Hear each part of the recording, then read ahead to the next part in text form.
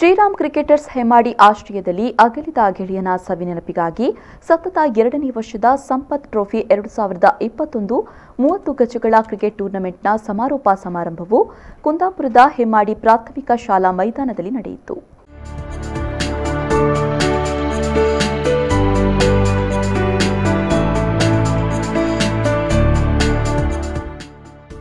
ಈ ವೇಳೆ ಶಂಕರನಾರಾಯಣ ಪೊಲೀಸ್ ಠಾಣೆಯ ಠಾಣಾಧಿಕಾರಿ ಶ್ರೀಧರ್ ನಾಯ್ಕ್ ಮಾತನಾಡಿ, ಜೂಜು, ಮಡ್ಕಾ, ಇಸ್ಪೀಟ್, ಕ್ರಿಕೆಟ್ ಬೆಟ್ಟಿಂಗ್ನಂತಹ ಅಕ್ರಮ ಆಟಗಳಿಗೆ ಯುವಕರು ಬಲಿಯಾಗಬೇಡಿ.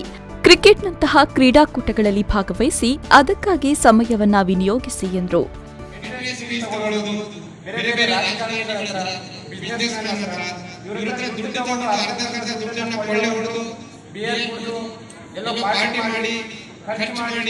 ಏನೋ ಒಂದು ಅಂಪೈರ್‌ಶಿಪ್ ಅಲ್ಲಿ ಎಡವಟ್ ಮಾಡಿ ಅವರೇ ತಂಡಕ್ಕೆ ಪ್ರಶಸ್ತಿಯನ್ನು ಉಳಿಸಿಕೊಂಡು ದೂರದಿಂದ ಬಂದಿರತಕ್ಕಂತ ತಂಡಗಳಿಗೆ ಕಣ್ಣೀರು ಹಾಕಿಸಿ ಬಡವರ ಮೋಸಗಳನ್ನ ಮಾಡ್ತಾರೆ. ಆದರೆ ನಮ್ಮ ಕರಾವಳಿ ಭಾಗದಲ್ಲಿ ಯಾವುದೇ ಒಂದು ಸಣ್ಣ ಕ್ರೀಡಾಕೂಟ ನಡೆದರೂ ಸಹ ಯಾವುದು ನಡೆದೇ ಇರತಕ್ಕಂತ ರೀತಿಯಲ್ಲಿ. ಇನ್ನು ಕುಂದಾಪುರ ಗ್ರಾಮಾಂತರ ಠಾಣೆಯ ಠಾಣಾಧಿಕಾರಿ ರಾಜ್ಕುಮಾರ್ ಮಾತನಾಡಿ, ಅಗಲಿದ ಸಂಪತ್ ಪೂಜಾರಿಯವರ ಹೆಸರಿನಲ್ಲಿ ನಡೆಸುತ್ತಾ ಇರುವ ಈ ಕ್ರೀಡಾಕೂಟ ಅರ್ಥಪೂರ್ಣವಾಗಿದೆ ಎಂದರು.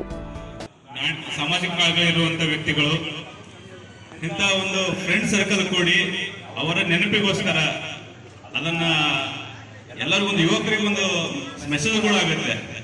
ಬೈಕನ್ನ ಸ್ಲೋ ಓಡಿಸಿ, ಹೆಲ್ಮೆಟ್ ಧರಿಸಿ, ಟ್ರಿಪಲ್ ರೈಡ್ ಹೋಗಬೇಡಿ, ಡೇಂಜರ್ಸ್ ಡ್ರೈವ್ ಬೇಡವಾ ಅಂತ ನಾವು ಪೊಲೀಸ್ ಇಲಾಖೆ ತುಂಬಾ ಪ್ರಯತ್ನ ಪಟ್ಟರು ಕೂಡ ಹಲವಾರು ಯುವಕರು ಹೆಮ್ಮಾಡಿ ಗ್ರಾಮ ಪಂಚಾಯತ್ ಸದಸ್ಯ ರಾಘವೇಂದ್ರ ಪೂಜಾರಿ ಹೆದ್ದಾರಿ ಮನೆ ಅಧ್ಯಕ್ಷತೆ ವಹಿಸಿದ್ರು. ಈ ವೇಳೆ ಅಂತಾರಾಷ್ಟ್ರೀಯ ಮಟ್ಟದ ಜಾದೂಗಾರ ಸತೀಶ್ ಹೆಮ್ಮಾಡಿ, ಪತ್ರಕರ್ತ ಮೈಕಲ್ ಸಾಸ್ತಾನ, ಗುಲ್ವಾಡಿ ಗ್ರಾಮ ಪಂಚಾಯತ್ ಸದಸ್ಯ ಸುದೀಶ್ ಶೆಟ್ಟಿ ಕರ್ಕಿ, ಪ್ರಶಾಂತ್ ಕರ್ಕಿ, ಶಂಕರ್ ಪೂಜಾರಿ ದೊಡ್ಮನೆ, ನಿತೇಶ್ ಪೂಜಾರಿ, ಶ್ರೀರಾಮ್ ಕ್ರಿಕೆಟರ್ಸ್ನ ಮಾಲೀಕರಾದ ಕೃಷ್ಣಮೂರ್ತಿ ರಾವ್, ಅಧ್ಯಕ್ಷ ಸುರೇಶ್ ಪೂಜಾರಿ, ಪತ್ರಕರ್ತ ಶ್ರೀಕಾಂತ್ ಹೆಮ್ಮಾಡಿ ಉಪಸ್ಥಿತರಿದ್ದರು.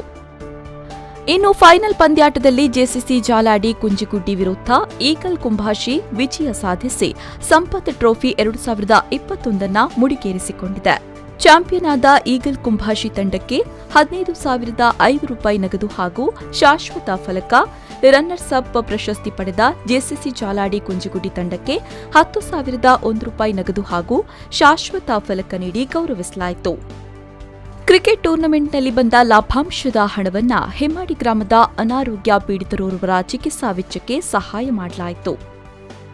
ಶ್ರೀಕಾಂತ್ ಹೆಮ್ಮಾಡಿ, ವಿ4 ನ್ಯೂಸ್ 24/7 ಕುಂದಾಪುರ.